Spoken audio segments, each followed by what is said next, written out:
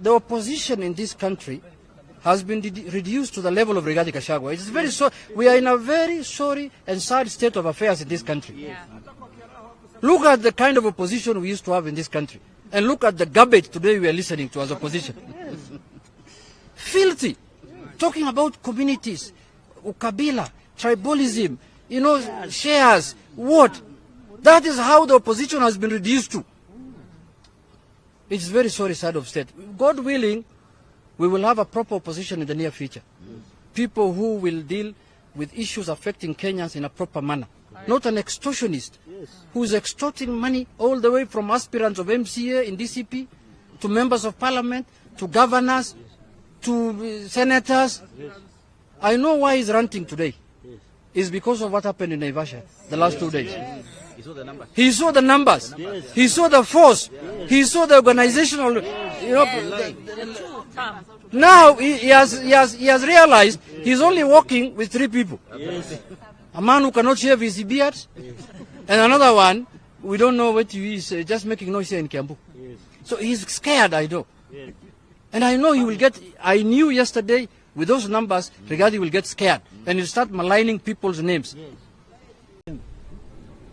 Those goons that attacked the Kenyatta farm in Ruiru, again, I'll remind Gachagua, as I have reminded him severally, I sat with him in Annex building on Harambee Avenue when he was planning for the attack of the Kenyatta farm in Ruiru.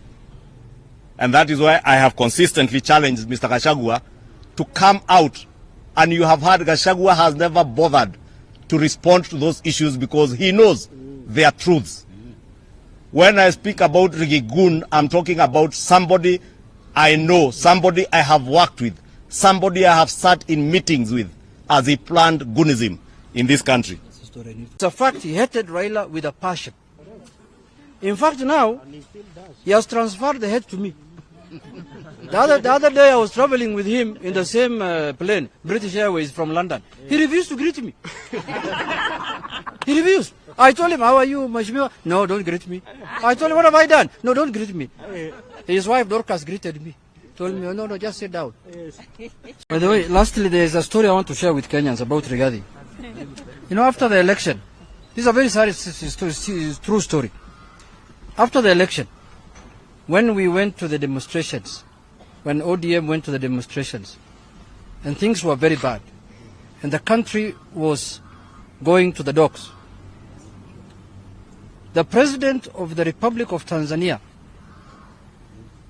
on our own initiative, decided to come here and do arbitration between President Ruto and the former Prime Minister, my former party leader. I traveled personally. She came to Nyanyuki at Mount Kenya Safari Club. I traveled personally with the former Prime Minister to Nyanyuki and met President Suluhu. And the following day, we were supposed to meet there President Ruto. When we were waiting for President Ruto the following day, President Ruto called President Suluhu, and he said that my deputy president, Rigathi Gachagua, has told me you cannot go to that meeting. If you go, I will resign as a deputy president. So he said, I might end up coming to solve a crisis in Nyanyuki, but I might create another crisis in my government. So please, let us look for another way to deal with this matter. President Ruto is alive. I am alive. It's only majority is there.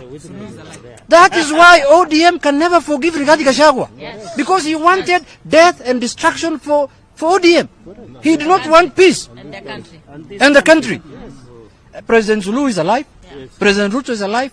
Junet is alive, who traveled with my party leader. Shungwa is alive, who was at State House with his leader. And he said, if you go to that meeting, imagine a foreign president came all the way.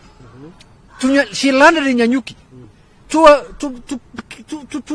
create peace and to arbitrate and to say that this is our neighbor, can we discuss?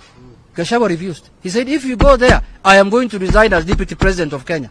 So we told President Ruto, don't create another crisis, let's look for another formula, and we will still talk. And we still talked, and we still formed broad-based. And we are going to form more government before the future. Thank you very much. Kwa timba kali za Afrika, Dab Radio ndio mpango mzima.